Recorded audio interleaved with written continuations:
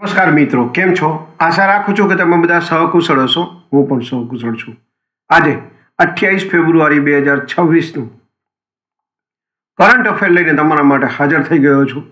તો ચાલો મોડું ન કરતા આજનો વિડીયો શરૂ કરીએ છીએ. એની પહેલાં કહેવા માંગીશ કે ચેનલ પર નવા હો તો સબસ્ક્રાઈબ કરી લેજો.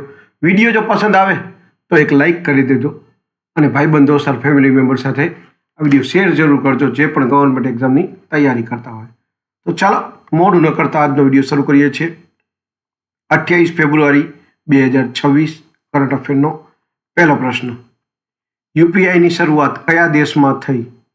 સાચો જવાબ છે ઇઝરાયલ. બીજો પ્રશ્ન છે, ભાવાંતર ચૂકવણી યોજના ફરીથી કયા રાજ્યએ શરૂ કરી?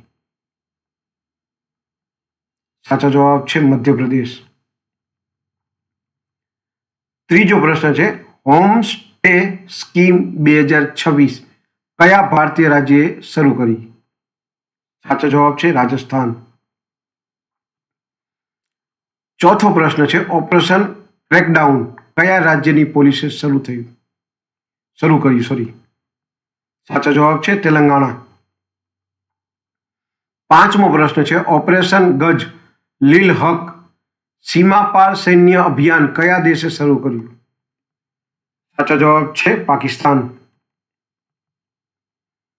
છઠ્ઠો પ્રશ્ન છે, ભારતમાં દર વર્ષે રાષ્ટ્રીય વિજ્ઞાન દિવસ ક્યારે ઉજવાય છે?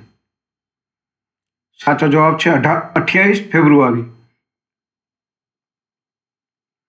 સાતમો પ્રશ્ન છે, ઇન્સ્ટાગ્રામ પર 100 મિલિયન ફોલોવર્સ ધરાવતા વિશ્વના પ્રથમ નેતા કોણ બન્યા છે?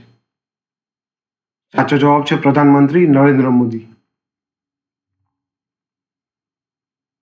આઠમો પ્રશ્ન છે, ભારતે કયા દેશ સાથે 17 સમજૂતીઓ પર હસ્તાક્ષર કર્યા? સાચો જવાબ છે ઇઝરાયલ. નવમો પ્રશ્ન છે, રાષ્ટ્રપતિ દ્રૌપદી મુર્મુએ કયા સ્વદેશી હળવા લડાકુ હેલિકોપ્ટરમાં ઉડાન ભરી? સાચો જવાબ છે પ્રચંડ. 10મો પ્રશ્ન છે, રાષ્ટ્રવાદી કોંગ્રેસ પાર્ટી એટલે કે એનસીપીએ સર્વસંમતિથી આને રાષ્ટ્રીય અધ્યક્ષ તરીકે પસંદ કર્યા?